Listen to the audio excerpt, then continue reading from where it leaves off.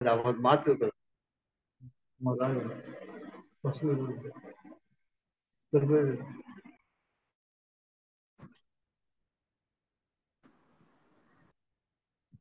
అందరికీ నమస్కారం అండి. ఈరోజు 26వ తేదీ మే నెల 2024 సంవత్సరం. Gnanajyothi JK studies centre Visakhapatnam నుంచి ఈరోజు మనం ఈ సమాలోచన జరుపుకుంటున్నాము. గత వారం మనము చేసిన టాపిక్ ఏంటి అంటే, oh living in this world can one live as an outsider. ఈ ప్రపంచంలో జీవిస్తున్నప్పటికీ ఒకరు దానికి చెందని వారుగా జీవించగలరా అనే టాపిక్ని గత వారం తీసుకున్నాము. అయితే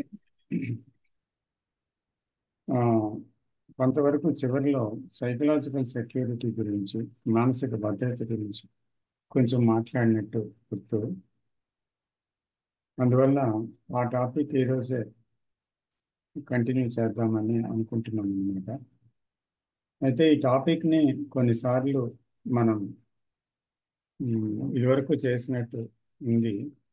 అయినప్పటికీ కూడా మనము దీని యొక్క గాఢతని మళ్ళీ దాన్ని చర్చించుకోవాల్సిన అవసరం, దాంట్లోకి వెళ్ళవలసిన అవసరం ఉంది అనిపిస్తుంది.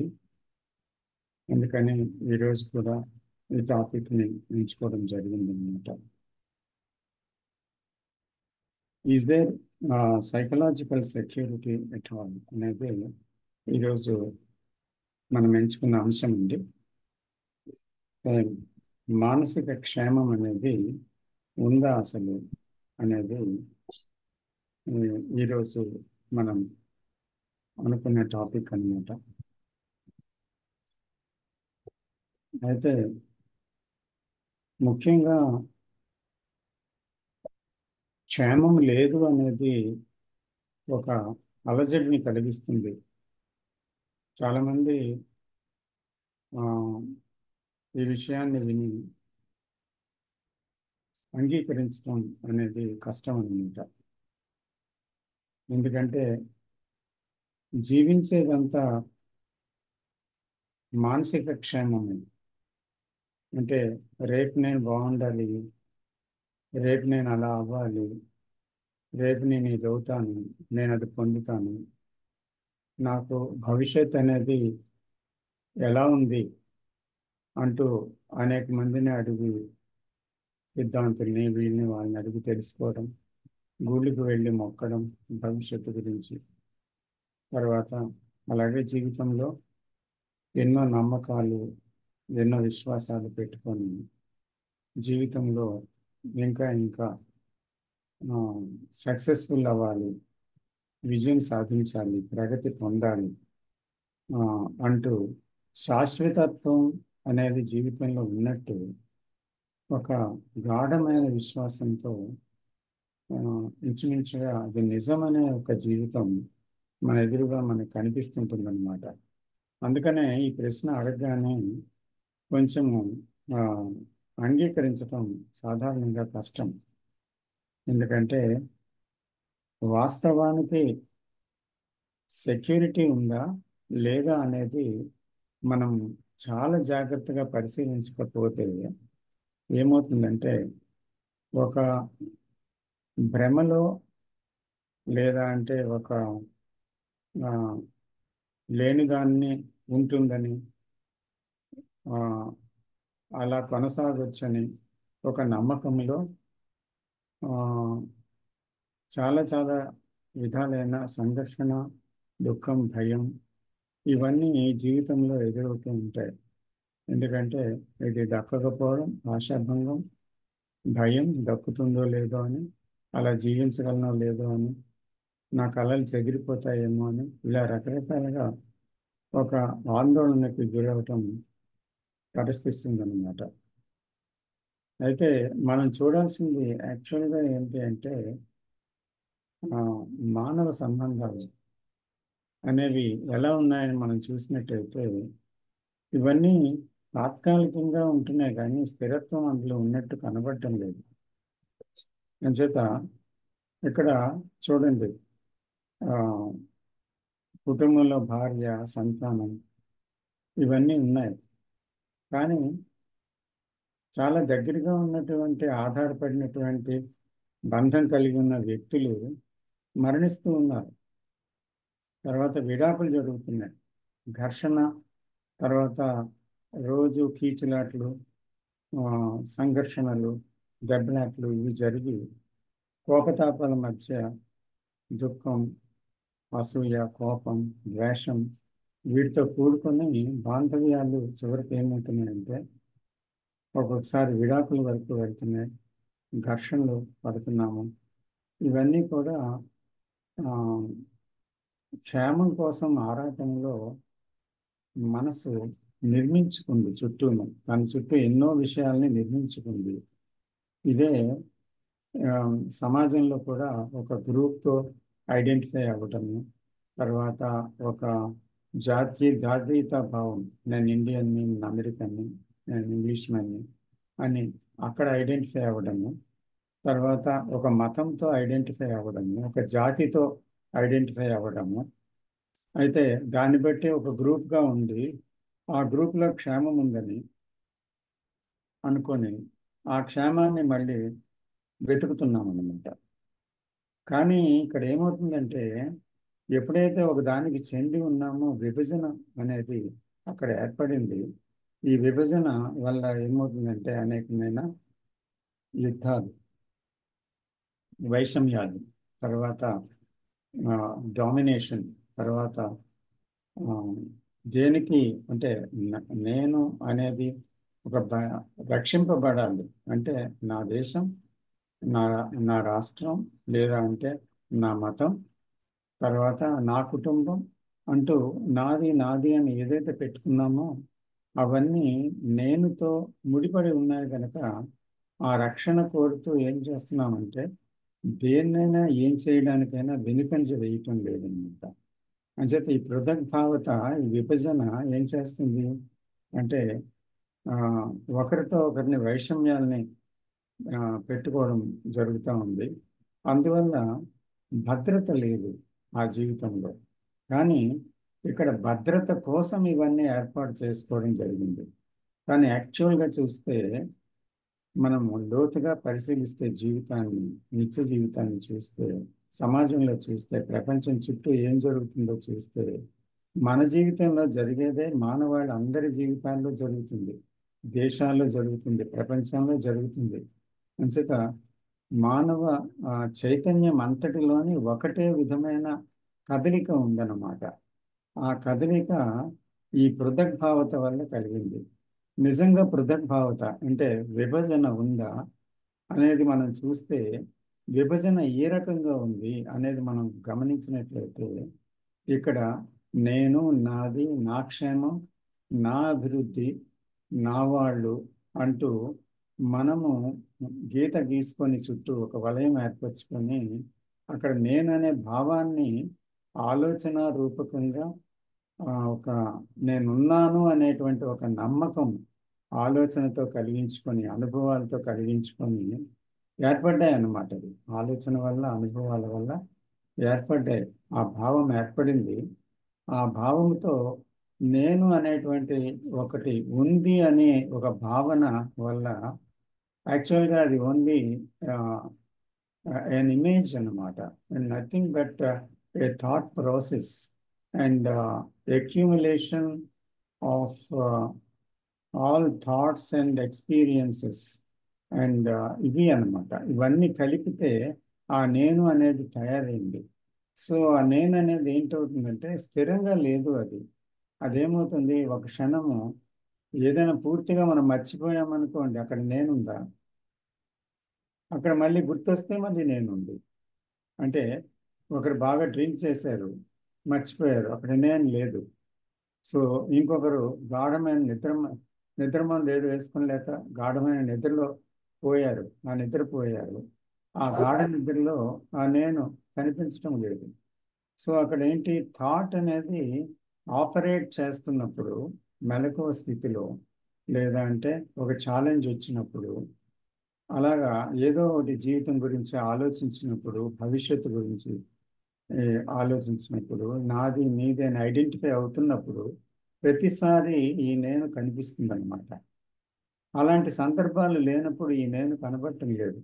కాబట్టి అక్కడ నేను అనేది ఏంటి అసలు, యాక్చువల్గా విడిగా ఉందా, మానవ చైతన్యంలో విడిగా ఉందా, లేదా అంటే మానవ చైతన్యంలో ఒక భాగమేనా? ఇది కూడా మనం చూడవలసిందనమాట. ఎందుకంటే విడిగా ఉన్నది అనుకొని మనం ఏం చేస్తున్నామంటే ప్రతి ఒక్కరు ఇండివిజువల్ అనుకుంటున్నాం. నేను వ్యక్తిని, నేనున్నాను అనుకొని ఇంకా నా ఇంట్రెస్ట్లు, నా తాలూకా కోరికలు, నా గమ్యాలు, నా సక్సెస్, ఇవన్నీ పెట్టుకొని ప్రతి ఒక్కరూ ఏం చేస్తున్నారంటే నేను రక్షింపబడాలి అనుకొని తన రక్షణ అనేది ఒకటి, ఒక స్వార్థపూరిత కేంద్రం, ఆ, తన ప్రయోజనాలు అనే కేంద్రం, తన విజయం అనే కేంద్రం, ఇలా పెట్టుకొని ఏం చేస్తున్నారంటే అంతర్యుద్ధాలు, బాహ్య యుద్ధాలు ఇవి జరిగి కుటుంబాలు, మళ్ళీ సమాజము, మళ్ళీ ప్రపంచము అంతా యుద్ధోన్మాదంతో ఉన్నాయి. అంతా కూడా ఒకరి మీద ఒకరు ఆ, పూర్తిగా ఆ, చాలా ఆ, వైషమ్యాలతోటి, తర్వాత విరోధ భావాలతోటి, తర్వాత ఒక సంఘర్షణాత్మక స్థితిలోనికి వెళ్ళిపోయారన్నమాట. ఇదంతటికి కారణం విభజనే కదా. సో ఈ విభజనలో క్షేమం ఉంది అని భావన అనమాట. ఇదంతా ఎందుకు అనుకుంటున్నామంటే ప్రతి ఒక్కరూ విభజించుకొని మానసికంగా తను ఏర్పరచుకున్న అభిప్రాయాలతో, నమ్మకాలతో ఒక యాంత్రిక జీవితం గడుపుతూ, ఆ యాంత్రికత్వములో మనము ఏం జరుగుతున్నది వాస్తవంగా అని చూసే సందర్భం కలగదు గనక, అదే యాంత్రికత్వం గనక తిరిగి తిరిగి అదే విధంగా మనం పనిచేయటమే యాంత్రికత్వం. సో ఈ యాంత్రికత్వంలో నేను ఐడెంటిఫై అయిపోయాను. నేను డాక్టర్ని, నేను ఫిలాసఫర్ని, లేకపోతే నేను ఫలానా ఉద్యోగస్తుడిని, లేకపోతే నేను ఫలానా కుటుంబానికి చెందినవాడిని, నేను ఫలానా ఆ, జాతి, కులము, దేశము, మతము అని దానికి చెందాను, దీనికి చెందాను అనుకొని ఏం చేస్తున్నామంటే నేను అనేది ఒక ఆ, దీంట్లో నడుస్తున్న ఒక నమ్మకం అన్నమాట. ఇదంతా నేనున్నాను అనేటువంటి ఒక భావన, ఒక ఇమాజినేషన్. సో ఇది ఇమాజినేషన్గా ఎందుకు కనబడటం లేదు అనేదే చాలా చాలా విచిత్రమైన సంగతి. ఎందుకంటే మైండ్ దాన్ని పూర్తిగా ఒక గాఢమైన విశ్వాసంలో ఉంది. తను నేనున్నాను అనే భావము చాలా చాలా స్ట్రాంగ్గా పాతుకుపోయిందనమాట. అందువల్ల ఈ విభజనలో వైషమ్యాలతో కలిగిన ఈ సంఘర్షణ కొనసాగుతూ ఉంది.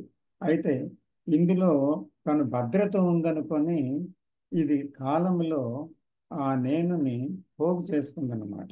తన చుట్టూ ఒక రకమైన భద్రత, తన మనుషులు, తన వస్తు వాహనాలు, తన ఇల్లు, తన తాలూకా ఆ, జనాలు, తన తాలూకా కులం, తన తాలూకా మతం, తన తాలూకా అన్ని విషయాలు, అంటే ఈ తాలూకాలన్నీ పెట్టుకొని తనకు సంబంధించిన వాటితో కలిపి తను క్షేమంగా ఉందని అనుకుంటుంది.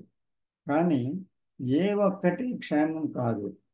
నమ్మినది, ఆధారపడింది, తర్వాత సన్నిహితంగా ఉన్నది, బంధం పెట్టుకున్నది అన్నీ తెగిపోతున్నాయి జీవితంలో. చూడండి, ఏదైతే సన్నిహితంగా ఉందనుకున్నది దూరం అయిపోతుంది. ఒక స్నేహితుడు దూరం అవుతున్నాడు, ఒక భార్య దూరం అవుతుంది, ఒక భర్త దూరం అవుతుంది, కుటుంబంలో ఎన్నో వైషమ్యాలు కలుగుతున్నాయి, విడాకులు వస్తున్నాయి, చనిపోతున్నారు. అంటే దేనికి స్థిరత్వం లేదు. ఒక పదవికి కానీ, ఒక అధికారానికి కానీ, ప్రాణానికి కానీ, లేదా అంటే జీవితంలో ఏ సంఘటనకి కానీ, వస్తువులకు కానీ ఏది చూసినా అది ఒక స్థిరత్వం లేదు. అదంతా కూడా తాత్కాలికంగా వచ్చిపోతున్న విషయాలు. కానీ ఇక్కడ మనం ఏం భావిస్తున్నామంటే ప్రతి ఒక్కటి కూడా ఇది నిజంగానే, ఇది నాకుంది, నేను ఇందులో ఉన్నాను అనే భావన చాలా చాలా స్ట్రాంగ్ అయిపోయింది. ఈ భావన నుంచి ఎలాగ బయటపడాలి అనేది తెలియటం లేదు. అసలు బయటపడాలా అనేది కూడా ఎవరి ఆలోచనలో లేదు, చాలా మంది ఆలోచనల్లో. జనములో, మొత్తం ప్రపంచ జనాభాలో కోట్లాది మందిలో అలాంటి ఆలోచనే రావటం లేదు. అయితే నిజానికి ఇందులో కూరుకుపోవడం వల్ల ఈ ప్రపంచంలో అశాంతి, ప్రతి ఒక్క మనిషి యొక్క చైతన్యంలో అశాంతి, మానవ చైతన్యంలో దుఃఖము, భయము ఇవన్నీ నెలకొని ఉన్నాయి. కాబట్టి దీని నుంచి ఇది ఏం చేయాలి అనేది, ఏంటి ఇది, దీనికి కారణం ఏంటి అని మనిషి ఎన్నో రకాల ప్రయత్నాలు చేశాడు. అంటే తన దుఃఖాన్ని, తన భయాన్ని, తన ఆందోళనని పోగొట్టుకోవడానికి దేవుళ్ళని నిర్మించుకున్నాడు, మతాలు పెట్టుకున్నాడు, పూజలు చేశాడు, ప్రార్థనలు చేశాడు, తర్వాత గురువుల దగ్గరికి వెళ్ళాడు. ఎన్నో ప్రయత్నాలు చేసినా మనిషి దుఃఖం పోవడం లేదు, ఘర్షణ పోవటం లేదు, భవిష్యత్తు చింతనలో ఉండేటువంటి భయం పోవటం లేదు, ఏది పోవటం లేదు. సో అందుకని దీనికి ఏంటి, అసలు ఏం జరుగుతుంది అనేది ఎవరు చూడటం లేదన్నమాట. సో అందుకని ఇక్కడ ఒక దర్శనం అనేది అవసరం అనిపిస్తుంది అనమాట. అంటే ఏం జరుగుతుంది జీవితంలో, జీవితాన్ని ఎలా జీవిస్తున్నాం అనే ఒక దర్శనం యాక్చువల్గా లేదు. అంటే బాహ్య ప్రపంచంలో ఏం జరుగుతుంది, అంతరంగ ప్రపంచంలో ఏం జరుగుతుంది, అంతరము బాహ్యము వేరువేరా, ఎక్కడ ఏం జరుగుతుందో అక్కడ అదే జరుగుతుందా, అక్కడ జరిగిందే ఇక్కడ జరుగుతుందా, బాహ్యం తయారవడానికి అంతరం కారణమా, బాహ్యమే అంతరానికి కారణమా, ఏం జరుగుతుంది అనే ప్రశ్న ఎప్పుడు వేసే పని లేదు. ఎందుకంటే ఉరుకులు పరుగులు జీవితం చూస్తే సమాజంలో దేనికోవడానికి చెందిన ఉండడం, ఫిట్ అయిపోవడం అందులో. కాబట్టి ఇక్కడ ఏం జరుగుతుందంటే దేన్ని పట్టించుకోవడం మనిషి తెలిసిన జీవితంలో కొట్టుకుపోతున్నాడు అంతే. ఒక యాంత్రిక జీవితం మనం చూసినట్టయితే మనకు తెలిసిన జీవితంలో అలాగా కొట్టుకుపోవడం జరుగుతుందన్నమాట. అందువల్ల ఆ, ఆ, ఈ నమ్మకాలు, మతాలు, విశ్వాసాలు మనిషిని వేరు చేసే అని చూడగలమా అనేది ఒక ప్రశ్న. తర్వాత నేను అనే భావము, ఆలోచనతో మనం ఏర్పరచుకున్నాము అని చూడగలమా? అలాగ చూడటం అనేదే నిజముగా తెలివి అన్నమాట. ఈ తెలివి, మనం ఇప్పుడు అనుకుంటున్న తెలివి గ్రంథ పఠనం వల్ల రాదు, ఎన్ని పుస్తకాలు చదివినా రాదు. అయితే దీంట్లో ఎవరు చెప్పి నువ్వు విన్నా కూడా కలగకపోవచ్చు, కానీ స్పష్టమైన దర్శనములో కలుగుతుంది అది. అంచేత ఆ తెలివిలోనే నిజంగా ఒక భద్రత ఉందన్నమాట. ఆ తెలివి ఏం చేస్తుందంటే ఉన్నది ఉన్నట్లు చూపిస్తుంది అనమాట. చూడు ఇందులో భద్రత ఉందా, చూడు ఇందులో భద్రత ఉందా అని మనం చూస్తుండేటప్పుడు మనకి ఏం ఏం తెలుస్తుంది, అది నిజంగా అందులో ఉన్నది ఉన్నట్టుగా కనిపించడం జరుగుతుంది. అయితే ఇక్కడ ఇంకో విషయం చూడాలి. మన నమ్మకాలు, విశ్వాసాలు, బంధాలు ఇవన్నీ తనకు తెలిసిన జీవితం. అయితే ఇక్కడ ఒక రెండు విధాలైన విషయం ఇక్కడ మనం చూడొచ్చు. ఇదంతా అస్థిరం అండి అని ఒక ఫిలాసఫీ చెప్తుంది, ఇదంతా మాయ అని తెలుసుకొని ఎవరి వలనో ఫిలాసఫీను దాన్ని ఒకరు ఏం చేస్తారంటే దుఃఖాలు, జీవితంలో ఘర్షణలు, బాధలు, భయాలు అనుభవిస్తూ ఒక వైరాగ్యం కలుగుతుంది, రియాక్షన్ అన్నమాట అది. ఎందుకంటే ఏంటి ప్రపంచం, ఏంటిది, ఈ బాధలు ఏంటి, ఎక్కడికైనా వెళ్ళిపోతే బాగుండు, దూరంగా వెళ్ళిపోదాం అంటూ ఒకరు కాషాస్త్రాలు ధరిస్తారు, కొంతమంది ఈ సన్యాసం పుచ్చుకుంటారు, కొంతమంది దేనికి వచ్చింది మఠాలకి లేకపోతే ఒక గ్రూప్కి వెళ్ళిపోతారు, హిమాలయాస్కి వెళ్ళిపోతారు. ఇలాగా ఒక రియాక్షన్తో కూడుకున్న వైరాగ్యం అవుతుంది అది. అంటే దీని నుంచి ఎలాగో బయట పడిపోవాలి, లేకపోతే నాకు దుఃఖం అని ఒక ఆ దుఃఖాన్ని దాటి వెళ్ళి ఒక సుఖం కోసం చేసే ప్రయత్నం అన్నమాట. అయితే అది కూడా అస్థిరమే. ఎందుకంటే ఆ సుఖం పర్మనెంట్ ఏమో అనుకొని మళ్ళీ సుఖం కోసం ఆరాటం, ఆ సుఖం కోసం ఆరాటమే కదా ఇప్పుడు కూడా ఉండేది, ఆ క్షేమం కోసమే. అక్కడ కూడా ఆ క్షేమం కోసం ఆరాటం ఉంది, అంచేత అది కూడా సంఘర్షణాత్మకం అవుతుంది. మరొకటి చూస్తే ఆ దర్శనంలో వాటి ప్రాధాన్యత ఏంటి, ప్రతిదీ ప్రాధాన్యత ఉంది కదండి. అంటే మనం జీవితంలో ఎన్నో విషయాలకి ప్రాధాన్యత ఇచ్చాం. అంటే ఒక కీర్తికి, ఒక ప్రతిష్టకి, తర్వాత ఒక సక్సెస్కి, లేకపోతే ఉన్నత స్థితికి, లేకపోతే ఏదో గమ్యం పెట్టుకొని దాన్ని చేరడానికి, లేకపోతే ఫలానాన్ని గుర్తింపబడడానికి, ప్రతి దానికి కూడా ఏదో ఒక విషయాన్ని తీసుకుంటే మన జీవితంలో ప్రతిదీ మనకు తెలుస్తుంది ఏంటంటే దీనికి ప్రాధాన్యత ఇచ్చాను. సో ఈ ప్రాధాన్యత ఎప్పుడు ఇచ్చాము జీవితంలో, జీవితాన్ని మనం అర్థం చేసుకోవడానికి బదులు మనం ఏం చేస్తున్నామంటే ఆ ప్రాధాన్యత ఇచ్చిన విషయం వైపు పరిగెడుతున్నాం. జీవితం అంతా పరుగే పరుగు, ఆరాటం పోరాటం అన్నమాట. అది రాకపోతే దుఃఖము, మళ్ళీ ఎవరో దాన్ని పొందితే దాని వాళ్ళ మీద అసూయ, ద్వేషం, వైషమ్యం, లేదా అంటే విరోధం. అది వచ్చింది అంటే ఒక రకంగా గర్వం, మళ్ళీ ఏదో దాని మీద తానేదో సాధించాను అనేటువంటి ఒక గర్వం. ఇలాగా ఇదంతా చూస్తే ఏమైంది, అది జీవితంలో ఒక రకమైన బాధని, భయాన్ని తీసుకొచ్చిందే తప్ప ఈ విజయం కోసం చేస్తున్న ఈ పరుగులు, క్షేమం కోసం చేస్తున్న ఈ పరుగులన్నీ కూడా ఏం చేస్తున్నాయి, నిజంగా ఏం చేస్తున్నాయని చూస్తే అప్పుడు మనకు కనిపిస్తుంది జీవితంలో భయాన్ని, దుఃఖాన్ని, వైషమ్యాల్ని, యుద్ధాన్ని తీసుకురావడం తప్ప ఇందులో ఏమీ లేదు అని తెలుస్తుంది అనమాట. అలాగ నిజంగా చూడగలిగితే అది రాలిపోతాయి. అంటే ఈ ఒక ఈ మొదటి దర్శనంలో ఏంటి, రియాక్షన్ వల్ల కలిగిన వైరాగ్యం. ఇంకో దర్శనంలో ఏంటవుతుంది, పెర్సెప్షన్లో, అంటే నిజమైన దర్శనంలో, అంటే అదేంటి, పరిపూర్ణమైన ప్రజ్ఞాత్మకమైన దర్శనం, అంటే ఒక హోలిస్టిక్ ఇంటెలిజెంట్ అబ్జర్వేషన్ అది.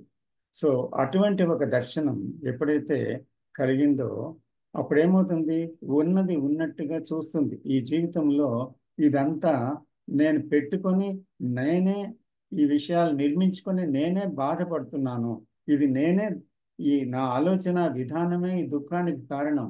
పెర్మనెన్సీ దేంట్లో లేదు, కానీ అన్నిట్లో పెర్మనెన్సీ ఉందనుకొని నేను చేస్తున్న ఈ పరుగే దుఃఖానికి కారణమని నేను గుర్తించడం వల్ల ఏం పోతుంది, ఆ విషయాలు దాని ప్రాధాన్యతని కోల్పోయి ఒక ఎండుటాకు చెట్టు నుంచి ఎలాగా ఆ, సహజ మరణాన్ని పొంది ఇలాగ అందంగా తెగి రాలిపోయి కింద నేల కొరిగిపోతుందో అలాగ ఒక్కొక్కటి పడిపోవడం ప్రారంభిస్తాయి అన్నమాట. ఎందుకంటే పెర్సెప్షన్లో ఉన్న గొప్ప విషయం అది. It is like a flame అన్నమాట, వితౌట్ ఎనీ స్మోక్. ఎందుకంటే నేను అనేది ఉంటే స్మోక్, అది అది పొగతో కూడుకున్నది. ఇక్కడ నేనుంటే ఏం చేస్తుందంటే దానికి తప్పు, ఒప్పు, కారణం ఇవన్నీ చెప్తాది. కానీ ఇక్కడ ఈ మంట ఏం చేస్తుందంటే ఉన్నది ఉన్నట్టుగా చూపించడి కాల్చేస్తుంది అక్కడ. కాబట్టి ఈ తెలివిలో ఒక పెర్సెప్షన్ కలుగుతుందన్నమాట. ఈ పెర్సెప్షన్లో అది రాలిపోతుంది. ఎందుకంటే ఇంకొక ముఖ్య విషయం చూడాలి ఇక్కడ. ఇటువంటి పెర్సెప్షన్లో ఏదైతే పరిపూర్ణమైన హోలిస్టిక్ పెర్సెప్షన్ ఉందో దేన్ని ఒక దాన్ని పొందేటందుకు ఆ, ఒకరు ఏది దాని గురించి చేయటం లేదు.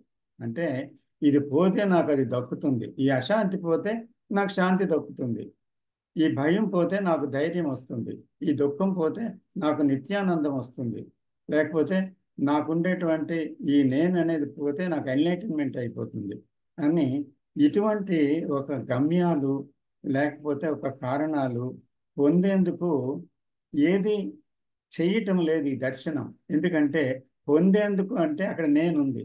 ఎవరు పొందుతున్నారు, నేను పొందుతున్నాను. నాకు ఎన్లైటన్మెంట్ కావాలి, నాకు ఏదంటే ఒక శాంతి కావాలి, నాకు ఆనందం కావాలి అనేటువంటి ఒక కోరిక ఉంది కదా అక్కడ.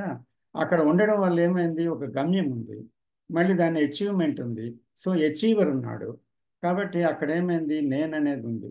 అంచేత కారణం ఎప్పుడైతే లేదో, గమ్యం ఎప్పుడైతే లేదో, ఉద్దేశం ఎప్పుడైతే లేదో, కేవలం ఉన్నది చూడటమే, అది ఏంటి అనేది చూడటంలోనే ప్యాషన్ ఉందో ఒకరికి, అప్పుడు దర్శనం అన్నమాట. That is a holistic perception.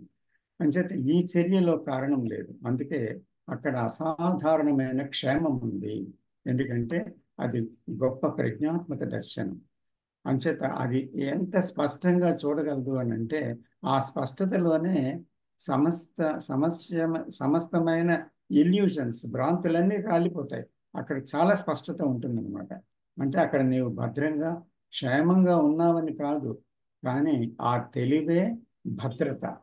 ఆ ఇంటెలిజెన్సే భద్రత, ఆ పెర్సెప్షనే భద్రత, తర్వాత అక్కడ ఉండే ప్రజ్ఞే భద్రత అన్నమాట.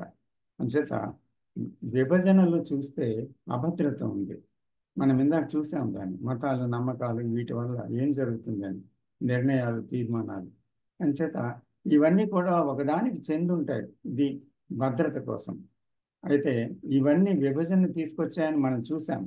సో అంచేత విభజనని తీసుకొచ్చాయని మనం నిజంగా చూడగలిగితే ఏంటి సంబడి అది మళ్ళీ ఒక ఐడియా కాకూడదు. చూసారా, ఇక్కడ ఒక ప్రమాదం ఉంది. ఎందుకంటే ప్రతిదీ కూడా మైండ్ ఏం చేస్తుందంటే దాన్ని ఒక ఐడియాగా తీసుకుంటుంది. అంటే ఒక ఆలోచన విధానంగా తీసుకొని ఏం చేస్తుంది, దాన్ని నమ్ముతుందన్నమాట.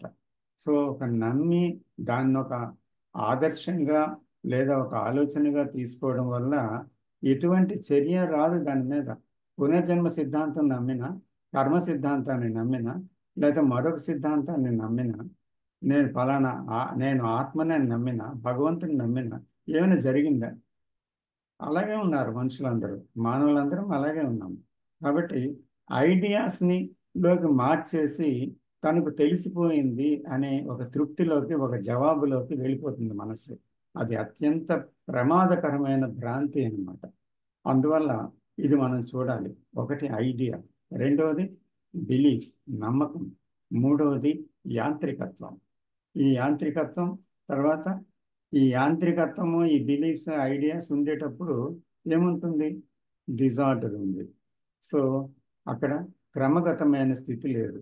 అందువల్ల మెకానికల్ యాక్టివిటీ అనే దాని మీద పూర్తిగా ఆధారపడి అదే జరుగుతుంది.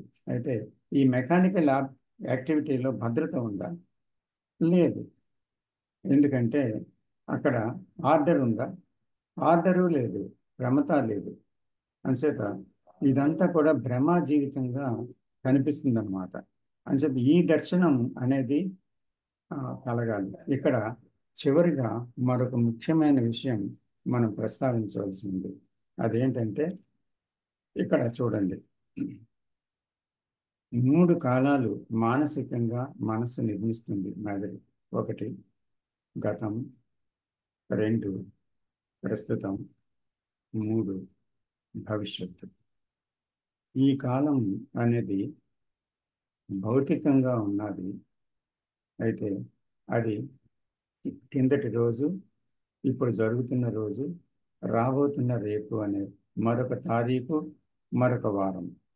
ఈ పేర్లు ఉన్నాయి, తారీఖు నెంబర్లు ఉన్నాయి, ఇవన్నీ ఉన్నాయి. సో ఇది క్రానలాజికల్ టైం, ఇది అది ఉంది. కానీ సైకలాజికల్గా మరొక కాలం ఉంది. ఈ కాల స్వరూపం మనకు కూడా అర్థం అవ్వాలి. ఎందుకంటే మనం చూడాల్సింది ఇది. ఎందుకంటే గతం అనేది ఏంటి, యాక్చువల్గా మనం అనేక అనుభవాల గుండా వెళ్ళాము జీవితంలో. ఆ అనుభవాలన్నీ ఏమయ్యాయి, జ్ఞాపకాల కింద, ముద్రల కింద, రూపచిత్రణ కింద నిర్మితమై లోపటి మెదడులో ముద్రించబడి ఉన్నాయి. ఈ అనుభవాల యొక్క విషయాలన్నీ ఇవి జ్ఞాపకాలు. సో జీవితంలో ఈ జ్ఞాపకాలు ఉన్నాయా లేదా, ఈ జ్ఞాపకాలన్నీ అనుభవాల మీద ఆధారపడి వచ్చాయి. అక్కడి నుంచి, ఈ జ్ఞాపకాల నుంచి మనం ఏదైనా ఆలోచిస్తున్నాం, ఆ జ్ఞాపకాల నుంచే ఆలోచన వస్తుంది. అంటే దాని అర్థం అక్కడ ఆలోచనలు గతం అనే అనుభవాలు గతం, మళ్ళీ వస్తున్న ఉన్న జ్ఞాపకాలు గతం. కాబట్టి వస్తున్న ఆలోచనలు గతమే అనేది మనం చూడగలం అన్నమాట. అయితే ఏం జరుగుతుంది ఇక్కడ మన జీవితంలో చూస్తే, గతంలో ఉన్నటువంటి అనుభవాల యొక్క సారమైన ఆలోచనలు ఏం చేస్తున్నాయి, ప్రజెంట్లోకి ప్రవహిస్తున్నాయి. జ్ఞాపకాల రూపంలో, ఆలోచన రూపంలో వస్తుంది. వచ్చి అది భవిష్యత్తులోకి ట్రావెల్ చేస్తుంది, భవిష్యత్తులోకి వెళ్తుంది. ఇది చాలాసార్లు మనం ఆ విషయాన్ని చూసాం.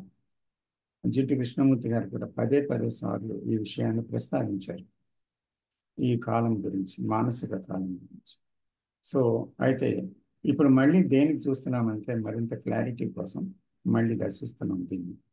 అంటే గతం భవిష్యత్తులో ఆ, వెళ్ళే ముందు ఏం చేస్తుందంటే ప్రస్తుతంలో ప్రవహిస్తూ ఉందన్నమాట. అయితే ఆ ప్రస్తుతం ఏంటి? గతము అనేది ప్రవహించడానికి ఒక దారిగా ఉంది. అందుకనే ఆ ప్రస్తుతంలో మనం ఏం చూస్తున్నాము? గత జ్ఞానం చూస్తున్నాము. ఆ గత జ్ఞానం ఉన్న ఆ ప్రస్తుతాన్ని ఉపయోగిస్తున్నాం. గత జ్ఞానం ప్రవహిస్తున్న ఆ ప్రస్తుతాన్ని, అంటే ఆ ప్రజెంట్ని మనము ఉపయోగించుకుంటున్నాం. అంటే గతాన్ని ఉపయోగించుకుంటున్నప్పుడల్లా మన ప్రస్తుతంలో ఆ గతం వాడుతున్నాం కదా, అంటే గత జ్ఞానం వాడుతున్నాం కదా, అంచేత ఆ ప్రస్తుతం ఏంటి? గతంతో నింపబడి ఉంది. ఇది గమనించాలి. సో ప్రస్తుతం అనేది ఖాళీగా లేదు, మళ్ళీ అది భవిష్యత్తులోకి వెళ్తుంది. కాబట్టి ప్రస్తుతము అనేది గతం యొక్క తాకిడి లేకుండా ఉండే ప్రస్తుతం ఉందా? అది ప్రశ్న అన్నమాట. అంటే ఒక ప్రస్తుతం ఉంది, అయితే ఆ ప్రస్తుతంలో గతం అనేది లేదు. గతం అనేది లేదు. ఏంటి ఆ ప్రస్తుతం? అంటే ఆ ప్రస్తుతంలో ఎరుక ఉంది, ఆ ప్రస్తుతంలో నిశ్శబ్దం ఉంది, ఆ ప్రస్తుతంలో ఆలోచన యొక్క కదలిక ఆగింది, ఆ ప్రస్తుతంలో కేవలము ఏ కారణము కానీ, ఏ ఊహ కానీ, ఏ గతము కానీ, ఏ భవిష్యత్తు కానీ లేదు. ఒక నిశ్శబ్దం మాత్రమే ఉంది. అలాంటి సందర్భం ఆ ప్రస్తుతంలో జరిగినప్పుడు ఆ ప్రస్తుతం ఏంటి?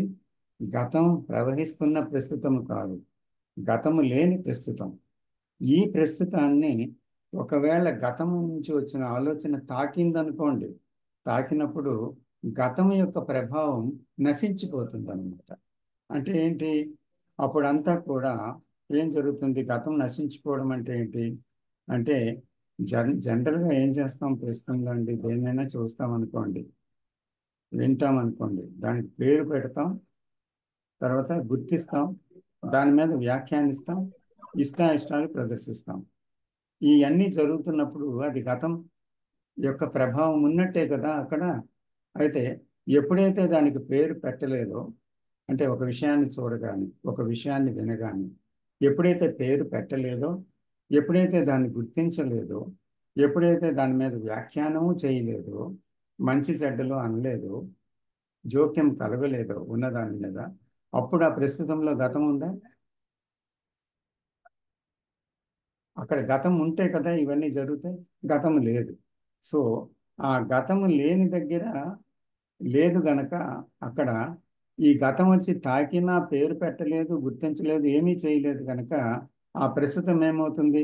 అక్కడ ఆ ప్రస్తుతంలో ఏమవుతుంది? గతం ప్రభావాన్ని కోల్పోతుంది. అంటే అక్కడ గతం పనిచేయదు, గతం రాలిపోతుంది అన్నమాట. అంచేత ఇంకా గతం అనేది ఈ ప్రస్తుతాన్ని తాకినప్పుడు అక్కడ గతం అనేది అక్కడ లేనే లేదన్నమాట. అంచేత ఆ గతం ప్రయాణం చేయదు ప్రస్తుతంలో. ఇంకా అందుకనే ఆ గతానికి కూడా ఎటువంటి ప్రాధాన్యత లేదు. కాబట్టి అక్కడ కేవలం ప్రస్తుతమే ఉంది. సో ఈ ప్రస్తుతంలో ఉండేటువంటి ఆ ఆ తెలివి ఏదైతే ఉందో, ఆ ఇంటెలిజెన్స్ అనండి, ప్రజ్ఞ అనండి, ఆ నిశ్శబ్దం అనండి, ఆ స్పష్టత అనండి, అది ఏం చూపిస్తుంది అంటే అక్కడే నిజంగా భద్రత ఉంది. ఎందుకంటే మనిషి చేసే ఆరాట పోరాటాలకి అక్కడ స్థానం లేదు, అక్కడ కారణం ఏది లేదు, అక్కడ గమ్యము లేదు. కానీ అది ఒక ఆ, అది ఒక డెడ్ సైలెన్స్ కాదు, మళ్ళీ అది ఒక చైతన్యవంతమైన ఒక ఒక నిశ్శబ్ద ప్రవాహము. అందులో ఒక తెలివి గల ప్రవాహము, ఒక కరుణతో స్పందించగలిగినటువంటి స్థితి, అక్కడ ఒక సెన్సిటివిటీ ఉంది, అక్కడ ఒక ఏకత్వ భావన ఉంది, అక్కడ విభజన అంతా ఆగిపోయింది. ఈ స్థితిలో ఉండేదన్నమాట. అంచేత ఇక్కడ ఇటువంటి స్థితిలోనే మొత్తం స్థూల భద్రత, మానసిక భద్రత అన్నీ ఉన్నాయన్నమాట. కానీ ఇక్కడ మొదట మనం చెప్పుకున్న దాంట్లో భద్రత అసలు కనబడటం లేదు. అంటే ఈ మానసికంగా ఊహిస్తున్నటువంటి ఏదైతే ఉందో భద్రతలో మనం యాంత్రికంగా కొట్టుకుపోతున్నామో, ఆ భద్రత మనం అనుకుంటున్న భద్రత నిజంగా భద్రత కాదది. అభద్రతలో జీవిస్తున్నాం. నిజంగా అభద్రతే ఉంది అనేటువంటిది ఎప్పుడైతే మనం చూడగలుగుతున్నామో అక్కడ ఉండేది భద్రతే. ఎందుకంటే ఆ దర్శనమే దాన్ని పూర్తిగా ధ్వంసం చేస్తుందన్నమాట. ఆ- అందువల్ల అయితే భద్రత కోసం ప్రయత్నిస్తూ మనం దీన్ని చూడటం లేదు, అది గమనించండి. కానీ ఆ దర్శనములో ఒక తెలివి ఆ విషయంలో పని చేయటం వల్ల ఉన్నది ఉన్నట్లుగా చూడగలిగాము అంతే. కానీ అది పొందాలనే ఉద్దేశం ఇది కాదు. ఒకవేళ ఉద్దేశం ఉంటే అక్కడ ఉద్దేశపడేవాడు సాధించేవాడు ఉన్నాడు. మళ్ళీ అగైన్ ది ఓల్డ్ ట్రాప్. అంతే. నమస్తే. మాట్లాడతండి. Sir please. నమస్కారం అండి. నమస్తే గుప్తా. చాలా బాగా చెప్పారు. వాళ్ళు మనశ్శాంతి ఉన్నది దానివల్ల. భద్రత ఉన్నదా అనేది అన్నది గత ప్రభావం ఉన్నంత వరకు భద్రత ఉండదు, కానీ భద్రత ఉంటుంది అని భావిస్తున్నాం. అదే ప్రమాదం. లేనిది ఉన్నట్టుగా ఉన్నది లేనట్టుగా భావిస్తున్నాం. కనుక గత ప్రభావాన్ని లేకుండా, అంటే సైకలాజికల్ థాట్స్ లేకుండా ప్రస్తుతంలో కనుక ఉన్నట్లయితే మనం ఏమి ఆలోచించకుండానే భద్రత ఏర్పడుతుంది అని నా ఉద్దేశం సార్. అందువల్ల గతం అంటేనే నమ్మకాలు, ట్రెడిషన్ ప్రభావం, ఇవన్నీ గతంతో కూడుకున్న నేను ఎప్పుడు విభజనకే దారితీస్తాను. విభజనలో ఎప్పుడు భద్రత ఉండనే ఉండదు. నేను నాది ఉన్నంత వరకు భద్రత ఉండదు. చాలా బాగా చెప్పారండి. నమస్కారం అండి. నమస్తే.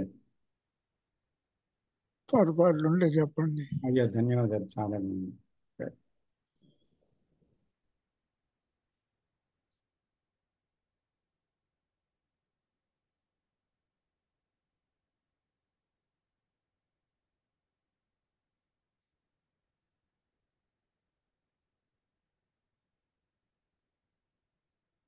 ఇంకా చెప్తారండి?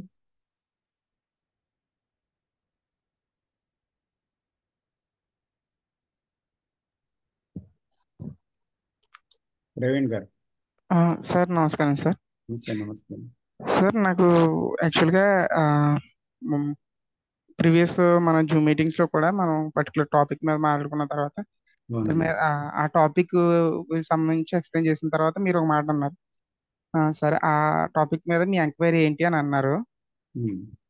సార్ నెక్స్ట్ ఇంకోటి ఏంటంటే జిడ్డు కృష్ణమూర్తి గారు కూడా కాన్వర్సేషన్స్లో మాట్లాడేటప్పుడు మధ్యలో స్పీడ్గా రెస్పాండ్ అయ్యి అటువైపు పర్సన్ స్పీడ్గా రెస్పాండ్ అయ్యి ఏదో థియరిటికల్గా చెప్తున్నప్పుడు జస్ట్ ఒకసారి ఆగి ఆలోచించండి ఎంక్వైరీ చేయండి అన్నట్టు చెప్తారు సార్ కూడా ఆయనకు.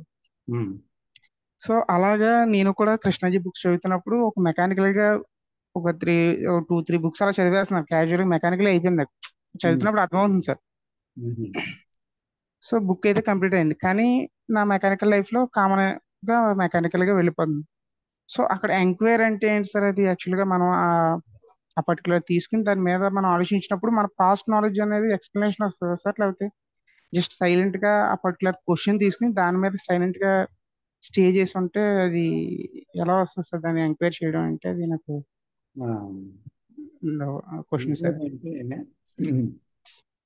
ఒక గమ్యాన్ని చేరి ఒక ఆన్సర్ కావాలనే ఉద్దేశంతో ప్రారంభించింది కాదు మొదట. To arrive an answer. So అది కాదు ఎంక్వైరీ. అయితే ఫస్ట్ ఆఫ్ ఆల్ ఏంటంటే ఇది తెలిసిన జీవితం కదా. సో క్షేమం ఉందా అనేటువంటిది ఎంక్వైరీ చేశామనుకోండి. చేస్తే మనసు ఇచ్చిన సమాధానం ఇందులో క్షేమం ఉన్నది అని చెప్తే అది ఏమవుతుంది, క్షేమం లేదు అని చెప్తే అది ఏమవుతుంది అంటే అది ఏదైనా సమాధానం చెప్పచ్చు. కాబట్టి మనస్సు అంటే మనకి తెలిసిన మనస్సు నుంచి మన అనుభవాల నుంచి వచ్చిన సమాధానం నిజమైన సమాధానం కాదు. అంచేత ఆ సమాధానము నిజమైన సమాధానం కాదు అని ఎలా తెలుస్తుంది మనకి అని అంటే అది పాత వరవడిని సమర్థిస్తూ చెప్తుంది. అంటే ఇది కరెక్టే కదా, ఇలాగే కదా జీవించాలి, నిజంగా ఇందులో క్షేమం ఉంది కదా, సో క్షేమం ఎందుకు లేదు, ఒకవేళ లేకపోతే మనం జీవించడం కష్టం కదా, హోప్ లేకపోతే ఎలాగా, ఒక ఆ, గమ్యం లేకపోతే ఎలాగా, ప్రయత్నం లేకపోతే ఎలాగా అంటూ ఒక రీజన్ ఇచ్చేసి మనకు చెప్తుందన్నమాట. సో అందుకని అక్కడ రీజన్ ఎప్పుడైతే చెప్తుందో, లేదా అంటే ఒక ఆ, ఏదైనా ఒక విషయాన్ని తనకు తెలిసిన విధంగా పరిష్కరించాలని మనసు తన ఆలోచనతో సమాధానం ఇస్తుందో, అక్కడ ఎంక్వైరీ ఆగిపోయింది. ఎందుకంటే అక్కడ కేవలం పాత వరవడిలోనే స్థిరపడడానికి మైండ్ మళ్ళీ ఏ, ఒక ఒక విధమైన కదలిక కలిగి ఉంటుంది. ఎందుకంటే అలా స్థిర పెట్టకపోతే దానికి డేంజర్. ఎందుకంటే తనకు తెలిసిన జీవితంలో స్థిరపడమే దానికి ప్రమాదరహితమైన జీవితం. అందుకనే అది ఒప్పుకోదన్నమాట తొందరగా. సో అందుకనే అది తెలిసిన జీవితంలోకి వెళ్తుంది. కాబట్టి ఇక్కడ ఎంక్వైరీ అంటే మనము అడుగుతాం కదా, ఇది నిజంగా క్షేమం ఉందా అని. అడిగిన తర్వాత అప్పుడు మనం ఏం చేస్తాము, ఉంది అని చెప్పము, లేదు అని చెప్పము. కానీ అక్కడ మనం ఏం చేస్తామంటే మన జీవితంలో జరుగుతున్న విషయాన్ని మాత్రమే చూస్తాం. అంటే సపోజ్ నా భార్య మీద ఎంతో గొప్ప నమ్మకంతో నేను జీవించాను ఇంతవరకు, కానీ ఆమె ఎందుకు నా మీద అంటే ఒక ద్వేషంతో ప్రవర్తిస్తూ నన్ను విడాకులిచ్చి పారిపోవడానికి చూస్తుంది. సో ఇలాగే ఇతరులు నన్ను ఎంతో నేను నమ్మాను, వాళ్ళు ఈ విధంగా చేశారు. సో అలాగే మరొకరి మీద ఏదో ఆశ పెట్టుకున్నాను, ఆ ఆశ అంతా నిరాశ అయిపోయింది. లేదా అంటే ఎవరో మరణించారు, ఎంతో గాఢమైన బంధంతో ఉండేది. సో ఏం జరుగుతుంది ఇక్కడ అంటే, నిజంగా క్షేమం ఉంది అని అంటున్నాను. నేను దేన్నైతే ఆశ్రయిస్తున్నాను, నా మతాన్నో లేకపోతే నా ఫ్యామిలీని, లేకపోతే మరో కీర్తిను, లేకపోతే ప్రగతిని, లేకపోతే స్థిరత్వాన్ని దేన్ని ఆశిస్తున్నానో అది నాకు లేకుండా పోతుంది అని జీవితం అది చూపిస్తుంది కదా. అంటే నిజంగా క్షేమం అనేది ఉందా జీవితంలో అంటూ నేను ఆగిపోయి నా జీవితంలో జరిగే ఘటన చూస్తున్నాను అన్నమాట. ఒక్కొక్కటి చూస్తే ఏమైంది అక్కడ, ఇతరుల జీవితాల్లో చూసినా నా జీవితాల్లో చూసినా స్థిరత్వం కనబడటం లేదు దేనికి. అన్నిటి కోసం ఒక మనిషి వెళ్తున్నట్టు కనిపిస్తుంది, కానీ దాన్ని పొందాలని, దాన్ని సాధించాలని, దాన్ని స్వంతం చేసుకోవాలని, అది శాశ్వతంగా ఉండాలనుకొని ఆ శాశ్వతత్వంలో ప్రయాణం చేస్తున్నట్టుగా కనిపిస్తుంది. కానీ ఏది కూడా స్థిరంగా ఉండడం లేదు, ఏది కూడా పోతూ ఉంది.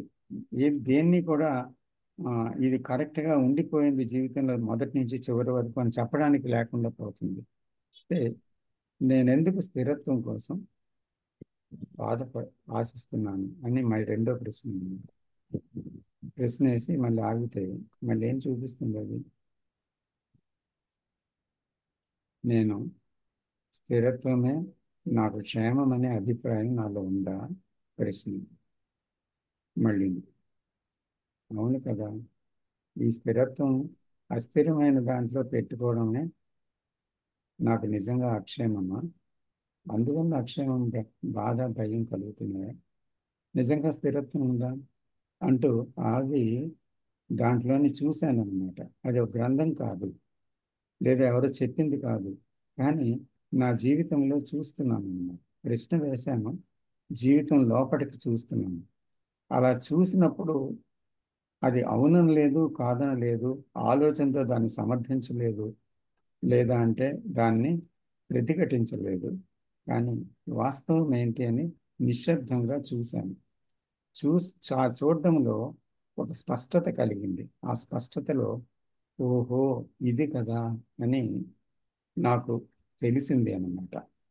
ఇది మనసు ఇచ్చిన జవాబు కాదు, ఆలోచన వల్ల వచ్చిన జవాబు కాదు, ఆలోచనతో వచ్చిన జవాబు కాదు, కానీ ఒక దర్శనములో కేవలం ఏం జరుగుతుందని నిత్య జీవితంలో, నా జీవితం, ఇతరుల జీవితాల్లో కూడా ఇదే కదా జరుగుతుంది అని చూడటం వల్ల ఆ దర్శనంలో ఎంక్వైరీ అనేది ఏంటి అంటే అక్కడ అది ఉన్నది ఉన్నట్టుగా చూడగలగటం అన్నమాట. ఒక ప్రశ్న తర్వాత జవాబు అనేది కాదు ముఖ్యము, కానీ ఏం జరుగుతుంది ఇక్కడ అనేది చూడటమే ఎంక్వైరీ అన్నమాట. సో అలాగే చూడటంలో అక్కడ ఏమైంది, ఎంక్వైరర్ అనేవాడు లేడు.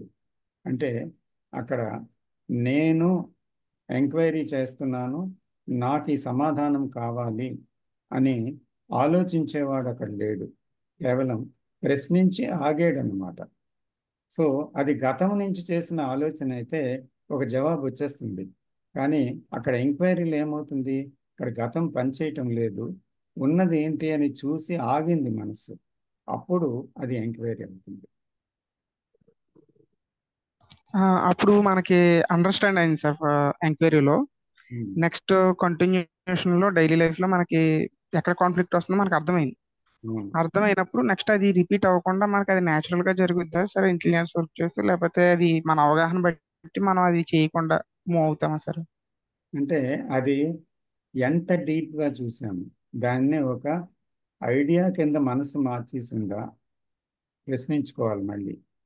ఐడియా అంటే ఒక ఆలోచన విధానం.